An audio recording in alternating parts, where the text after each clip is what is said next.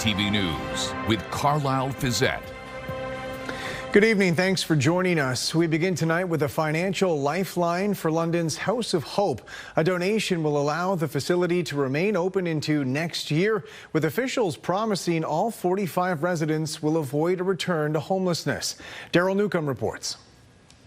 Nobody will lose their housing while we continue to work towards the long-term solutions for them. Mayor Josh Morgan announcing that a donation from the Fund for Change will extend operations at House of Hope through March to ensure none of the 45 formerly homeless residents will be forced back onto the streets. We've got people here who need help and they need housing, and we've got time and a pathway to get there now. 6 weeks ago, London Cares announced that House of Hope would close in November because Ministry of Health funding had expired. Since then, 30 of 45 residents have been matched with other supportive housing, but are still awaiting a vacancy and intake process. The remaining 15 have yet to secure spaces elsewhere. The Health and Homelessness Fund for Change began with a $25 million donation from an anonymous London family and eventually reached $37.6 million through a donation matching campaign. It's providing $1.3 million to keep House of Hope open until the end of March. Knowing that their ongoing funding was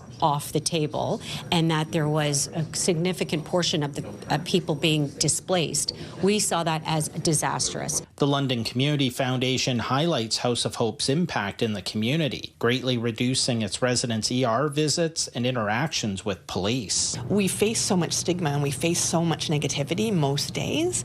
To see that people care and to see this type of donation is truly heartwarming and humbling. House of Hope originally opened to get some of the highest needs individuals off London streets, but that's also making it more challenging to find them appropriate places to live once it closes. This buys us time to get people the right space and not have to put people on the street.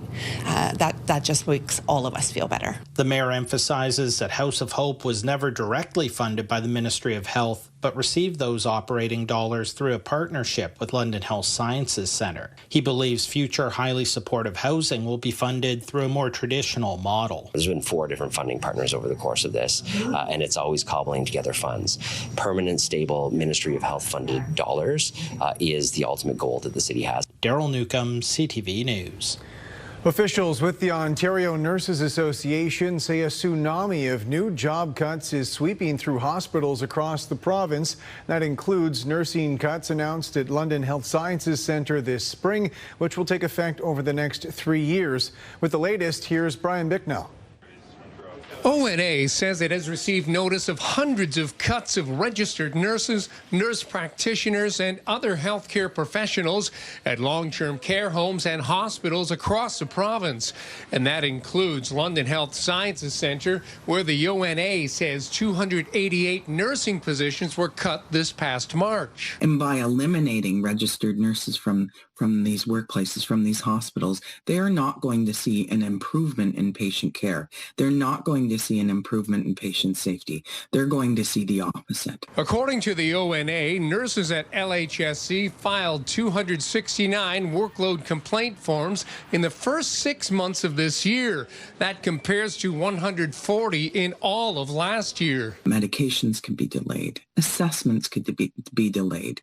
Patients will not be up and mobile as they once were because the nurses are not there. The Ontario Health Coalition says public health continues to be dismantled. They're Americanizing our entire public health care system, transferring a lot of public dollars, $300 million in the latest round, and meanwhile strangulating our hospitals for resources, and that's what's happening. We're losing staff. In a statement to CTV News, the Ministry of Health calls the ONA claims misguided, saying that the government has added more than 100,000 new nurses since 2018. The statement also said at LHSC, we have increased our investment by over 50% since 2018, funding in addition to the hospital expansion projects. It points out that hospitals are independent corporations responsible for their own day-to-day operations, including human resource matters. This little blame game that the Ford administration is playing is ridiculous. They are the ones that hold the purse strings. Meantime, LHSC said in a statement there are no new layoffs at the hospital. Rather, as previously announced, a reduction of 184 full-time equivalent staff through attrition over the next 3 years. Brian Bicknell, CTV News. A fiery crash on the 402 near London this morning, which closed part of the highway for much of the day. This is the burned out wreckage of what remained of the tractor trailer's cab. The transport collided with another commercial vehicle in the westbound lanes just east of Longwoods Road around 9 a.m. Police say both drivers involved were taken to hospital, and the lengthy closure was required so the scene could be cleaned up and the potential fire damage assessed. The tractor portion of the tractor trailer was demolished as a result of both the collision and the fire. Thankfully, both drivers were transported to hospital with non-life-threatening injuries. Gas prices are expected to rise overnight as much as 5 cents a liter for regular and 17 cents a liter for diesel. That's because of renewed violence in the Middle East, threatening global oil market stability. Bob Belichico reports. Unfortunately, as a consumer, it's out of our hands, right? But it is getting out of control. Gas expert Dan Mittag predicts a 5-cent increase in gas prices overnight and diesel up 13 cents Friday. He says he hopes to see a drop of a cent as early as Saturday. It was $1.20 per liter back in January, and we're at $1.63 today. So I don't know how much longer we can go on like this, but there has to be a resolution at some point. Local developer Andrew Lennon has a fleet of 5 trucks he fills twice a week. It's definitely affecting us. You know, you can't charge your customers for travel costs, so it is what it is, though. We got to keep moving. McTagg says Wall Street is manipulating the price of oil. Rather than raising prices because you won't be able to meet all that demand, you actually drop prices. It's insane and it's wrong, but it's being highly manipulated. He says the lowering of oil prices heightens demand, which in turn creates a supply crunch. McTagg says in the U.S., the petroleum reserve can't go under 300 million barrels of oil without creating operational problems. It's currently at 319. If you have that much of a deficit, it means that to catch up, we literally have to have the world economy shut down and do nothing for the next 2 to 3 weeks, and that's not likely to happen. He points out that the current supply crisis sees a shortage of 1.3 to 1.5 billion barrels of oil. He says the world uses about 100 million barrels a day. You need to have 40 or 50 vessels go through the Strait of Hormuz with 1.5 million, 2 million barrels of oil and other refined products. We're lucky if we can get 2 or 3 now. And after today and the events of the past 24 hours, perhaps as little as none. McTagg feels the Trump administration not only has to deal with war, but also the current short selling of oil. That's likely to snap back and hit all of us. It may be short-term gain, because the prices aren't going up as much as they should. They're being prevented, but it means long-term pain. To get over this is going to take months, if not years, not just a couple of days. Bob Belichico, CTV News. The man who pleaded guilty to manslaughter in the death of an Owen Sound restaurant owner is expected to learn his sentence tomorrow. Robert Evans Jr., along with his father and uncle, pleaded guilty for their roles in the death of Sharif Rahman.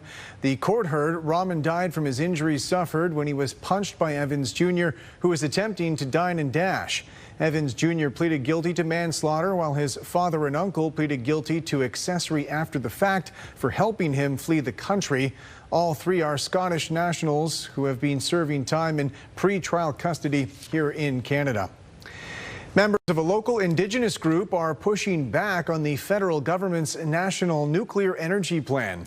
Leaders with the Saugeen Ojibwe Nation say they should have been included in that plan's development. Their territory encompasses the Bruce Power nuclear plant. The federal government has indicated as many as 10 new reactors could start construction in the next decade, which could include 4 at the Bruce site.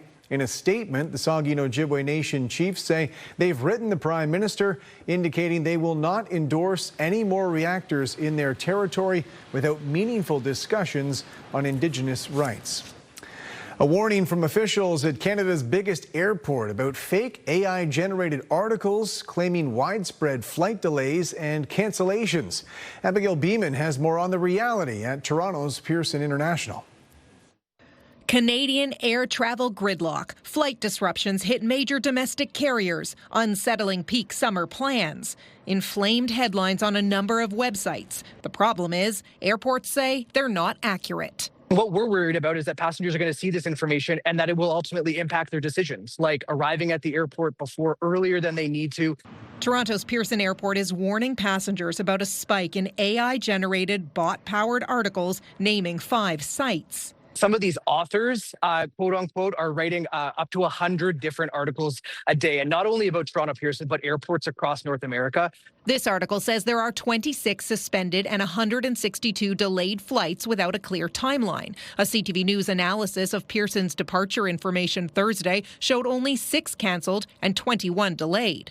While today's headline of Montreal Trudeau chaos, 11 flights cancelled, 87 delayed, also makes the timing muddy, while the airport's own site shows 12 cancellations and 4 delays Thursday afternoon. It's incredibly problematic because artificial intelligence is allowing bad actors to do this at scale. Airports and experts stress the best thing travelers can do is rely on trusted and direct sources. Airlines will contact you in case of a delay. And if you are delayed, keep your own information, take screenshots, take a picture of the display of the departures or whatever with the times and the blinking light that says, en retard or whatever.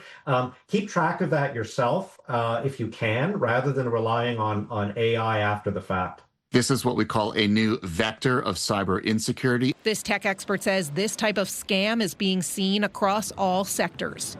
At best, they are using this to generate clickbait traffic to generate revenue, and this is how they make money. At worst, they're tricking, travelers into sharing personal information. CTV News reached out to all 5 sites on Pearson's list. None of them got back to us by deadline. Pearson hasn't had any more luck getting a hold of them. Abigail Beeman, CTV News, Ottawa. Health officials in Michigan are reporting an outbreak linked to a parasite causing 1,200 people to fall ill. It's a situation Canadian health officials say they're monitoring, and so far they say it has not crossed the border. But as Adrian Gobriel reports, that might just be a matter of time.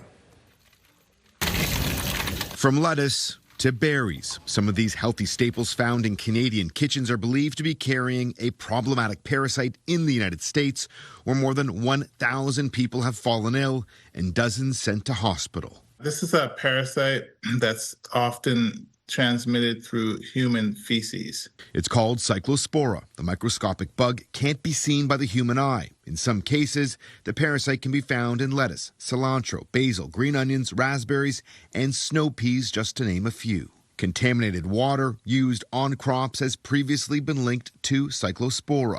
Unlike typical food poisoning, cyclosporiasis symptoms can lead to prolonged stomach issues, relapses, and an illness can also last a month or even longer. The symptoms include watery diarrhea and explosive diarrhea. As of this week, Ohio had 177 confirmed cases. Just across state lines, Michigan is reporting more than 1,200 cases. Michigan typically records just about 50 cases a year. The Center for Disease Control says it's monitoring roughly 150 additional patients across 17 U.S. states.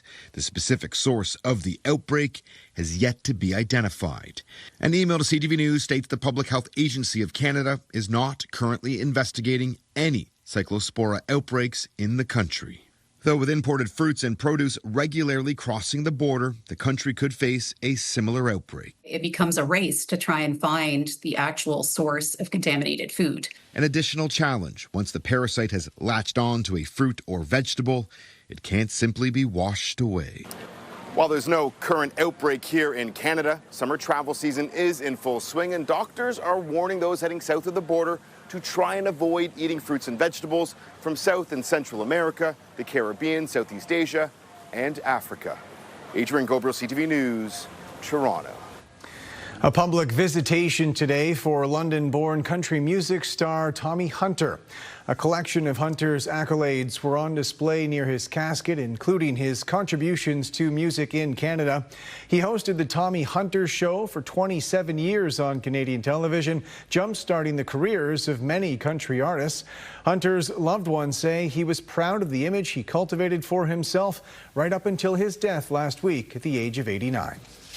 It's just been an incredible outpouring, and it surprised me, because my dad passed away at 89, and a lot of his fan base was his age as well. So I wasn't expecting the incredible outpouring. He was such a dedicated performer to the fans that there's never been anybody like him and never will be. I mean, he'd often say, I hope people remember me and I haven't been forgotten. And when one of the news articles last week received 390,000 views, I knew he hasn't been forgotten at all. Still ahead, big data comes to Canada. A massive AI data center planned for Alberta met with economic enthusiasm and environmental concerns.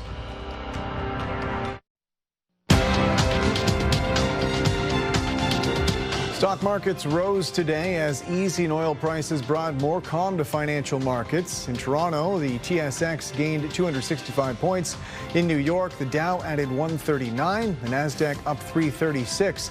The Canadian dollar added a modest 0.03 cents. On commodity markets, gold climbed nearly $60 an ounce. Oil lost $1.44 a barrel. The Prime Minister was in Saudi Arabia today discussing trade and investment opportunities. Multiple agreements were signed, including a critical minerals partnership. But as Graham Richardson reports, the Saudis' record on human rights was also acknowledged. A first in decades, Canadian Prime Minister Mark Carney meets with Crown Prince and Prime Minister of Saudi Arabia, Mohammed bin Salman. This short trip was about connections, trade, and the similarities between two very different countries. Canadian and Saudi businesses have signed 13 new commercial agreements across education, critical minerals and mining, energy, infrastructure, security, artificial intelligence. In French, Carney said he raised human rights with the Crown Prince, but called it a private conversation. And he made clear this is the way he will be managing these kinds of relationships around the world. I do see that lecturing countries from afar is an ineffective strategy. It's satisfying, but it's ineffective. Earlier in the day, Foreign Affairs Minister Anita Anand said she did raise human rights with her counterpart. I always raise Canadian values. That's what my role is. That's what our role is as a government. Carney also addressed the unusual gift of the gun all leaders received at NATO. The engraved revolver came with live ammunition, a gift from the Turkish president. I would like to reassure Canadians they keep guns away from me. So I never saw it. It's with the RCMP. It's been decommissioned because it's not a legal firearm in Canada. And I certainly don't have a license for it. When asked directly about conversations at NATO with Donald Trump about the United States and trade, Carney gave unusually short and curt answers, shutting it down right away. Of the still closed Gordie Howe Bridge, he said Canada was only willing to clarify current arrangements. Graham Richardson, CTV News, Jeddah, Saudi Arabia. American and Iranian forces exchanged more attacks today, ratcheting up a new phase of fighting. As Joy Malbin reports, any recent progress on peace negotiations appears to have evaporated.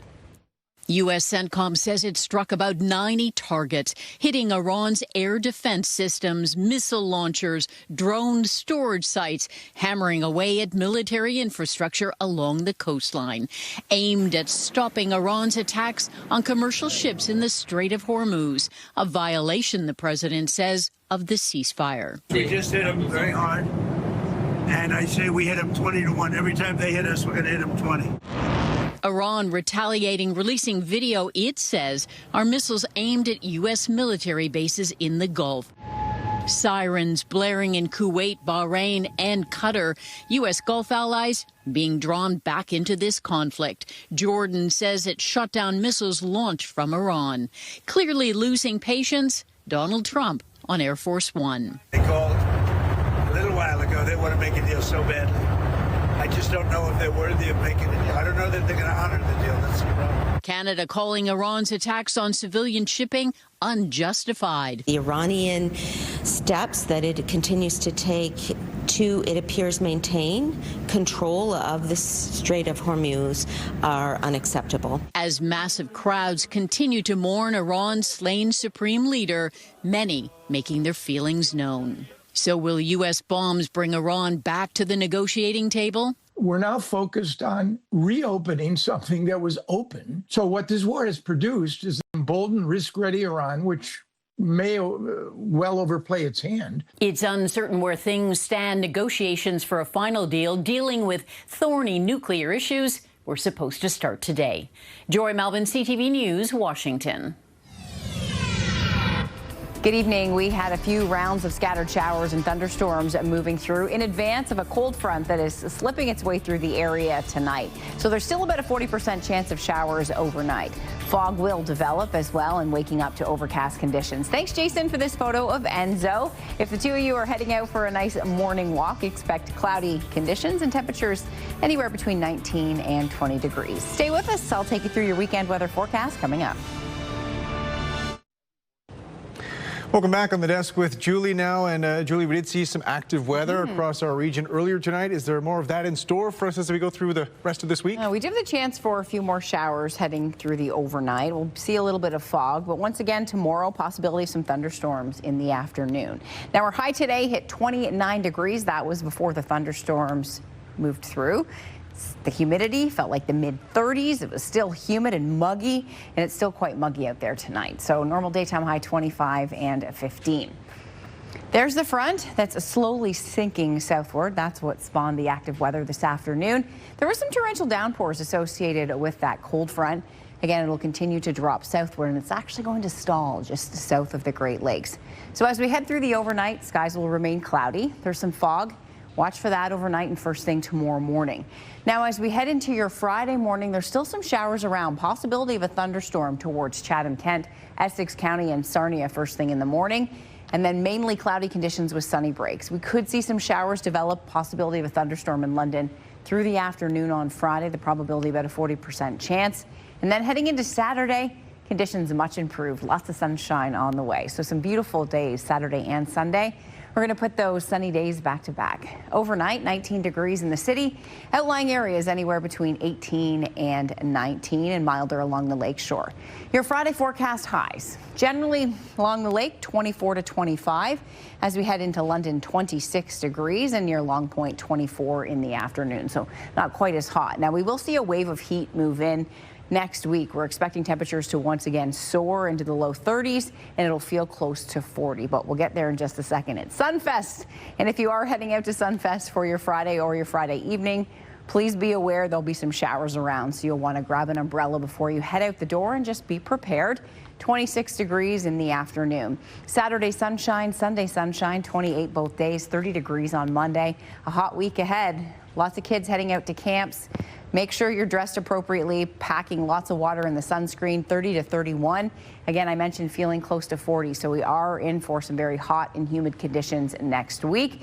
This week will be a nice break, temperatures into the upper 20s, still feeling like the low to mid 30s, but definitely a beautiful summer weekend setting up in southern Ontario. A few scattered showers possible tomorrow in Midwestern Ontario, and you could see a pop-up thunderstorm, although I am expecting more breaks of sunshine for you. That front fairly far south, and the atmosphere starting to stabilize with high pressure building in Saturday into Sunday. Daytime highs over the weekend, friends, 29 degrees. Getting hot next week, Monday, Tuesday, Wednesday, and Thursday. We could see those high temperatures pushing 29, upwards of 31, and again, feeling close to 40. So we're turning up the heat next week. By Tuesday, it'll feel close to 40, and that will last as we head through Thursday. Carlyle, back to you. Thank you, Julie. Officials with Meta have announced plans for the first ever AI data center in Canada. It's a $13 billion project to be constructed just north of Edmonton. As Jordan Canigan reports, it's getting mixed reviews. Meta is making a massive move in Alberta. I'm happy to announce that Meta has announced plans to build its first Canadian data center in Alberta, representing an investment of more than $13 billion in our province. The parent company of Facebook and Instagram will build a 1 gigawatt data center in Sturgeon County, about 35 kilometers north of Edmonton. This facility at peak will support 3,000 construction jobs. At operations, this facility will support 300 new jobs. It'll be the tech giant's 33rd data center globally as it pushes projects to support the artificial intelligence boom. This is a big deal for Alberta. It's one of the biggest in Alberta and Canadian history. As this project scales to 1,800 megawatts, it's possible that the total investment will increase. The company is partnering with the Greenlight Electricity Project, a natural gas power generation facility approved last week, set to be adjacent to Meta's data center. What we're talking about today is certainly bigger than any one municipality. It is about Alberta's future and Canada's place in a world that is rapidly changing. But it's a move already facing some pushback. It's a real shame because there's a real opportunity for these data centers to create a lot of opportunity for things like clean energy, wind and solar that are low-cost options and obviously low emission as well. While Alberta forges ahead with data centers, some advocacy groups are urging the province to take a pause. These data centers coming in at this speed is definitely much more alarming because data centers come with infrasound and low frequency sound, and there's a whole bunch of concerns regarding water. Jordan Canigan, CTV News, Calgary.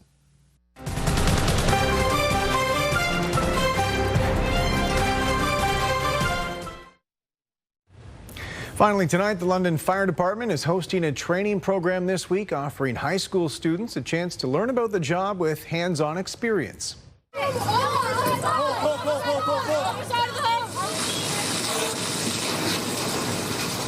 The program is in its 10th year, accepting candidates from a field of more than 50 young women and gender-diverse youth. Exercises include fire suppression, investigating, and dispatch. We are very proud to say that we were the second program in all of Ontario.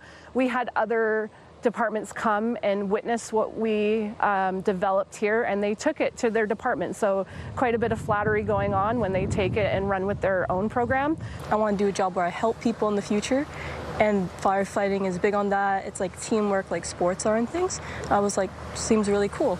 But it is very physical. Like every morning we're doing a workout, legs. Ooh. So is this something you want to do, Ella? Yeah, definitely. That's it for us. Thanks for watching. For all of us at CTV News London, I'm Carlyle Fiset. Have a good night.